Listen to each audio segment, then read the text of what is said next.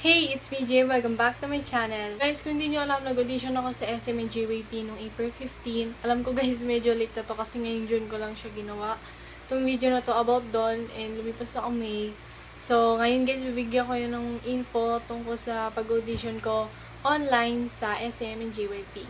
So, first guys, kung hindi nyo kilala ang SM and JYP, sila ay kabilang sa malalaking entertainment companies sa South Korea. Including YG. So, YG, JYP, and SM are the biggest entertainment companies in South Korea, where some of the K-pop idols came from, like EXO, Red Velvet, Soyeonshide, Twice, Stray Kids, ITZY, Blackpink, 21, Big Bang, and more. So, first guys, kailangan nyo muna malaman kung ano yung audition nyo, kung dancing, singing, or rapping. Tapos, medyo, kung gusto nyo mag-model, meron din silang available na modeling tsaka acting. Sa akin, ang in-audition ko is dancing kasi hindi ko makaya kumanta, hindi ko din kaya mag-rap. Parehas doon sa entertainment na yun. Ang dinance cover ko guys is yung kanta ni Jennie na Blackpink.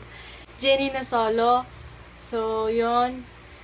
Double check nyo lagi guys yung file name ng video nyo kasi may specific na hinihingi yung SM na file name sa video and audio. Di tulad sa JYP, wala namang hinihingi na specific.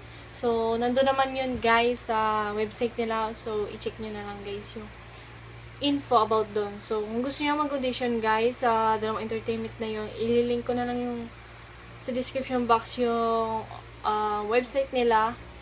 And malay nyo guys, kayo na yung susunod na K-pop star. And yeah.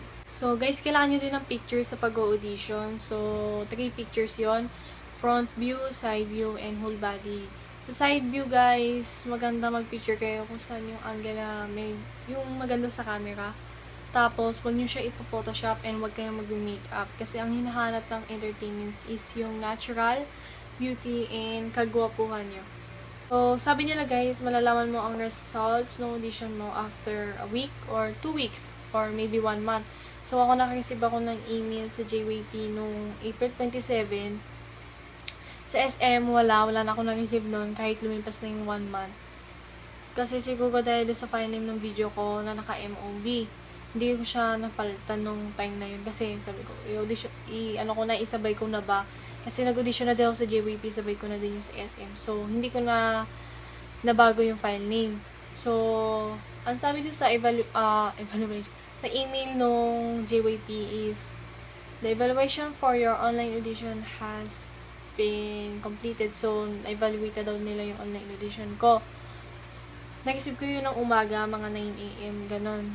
Tapos, wala na din ako nag-receive ng email sa JYP afternoon. So, ibig sabihin, na-evaluate, parang binibigyan ka lang nila ng notification or